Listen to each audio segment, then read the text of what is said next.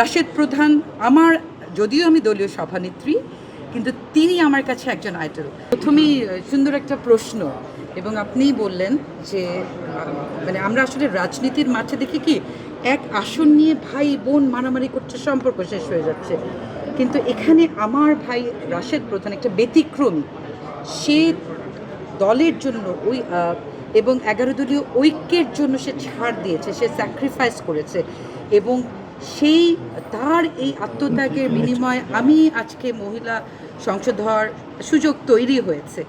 এবং আমি মনে করি এটা একটা বিরল দৃষ্টান্ত, দেশের জন্য, দলের জন্য, ঐক্যের জন্য, বোনের জন্য এত বড় ছাড় দেওয়া। এটা একটা এক্সাম্পল, একজন ভালো ভাই, একজন ভালো রাজনীতিবিদ। এটা আমি মনে করি চ্যারিটি বিগিনস অ্যাট হোম।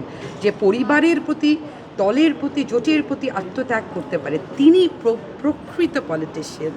এটা আমি মনে করি তিনি দেশের জন্য কথা বলবেন। এবং আমি রাশেদ প্রধান আমার, যদিও আমি দলীয় সভানেত্রী, কিন্তু তিনি আমার কাছে একজন আইডল। আপনারা অনেকে প্রশ্ন করেন আমার ছোট ভাই না বড় ভাই।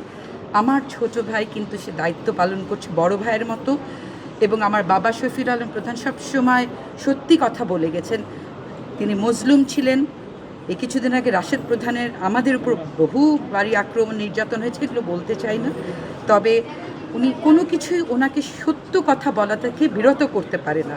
এবং আমার শফিউল আলম প্রধান, রাশেদ প্রধান আমার রাজনৈতিক শিক্ষাগুরু, এবং তাদের পথ ধরেই আমি হাঁটতে চেষ্টা করব। আপনাদের অসংখ্য ধন্যবাদ।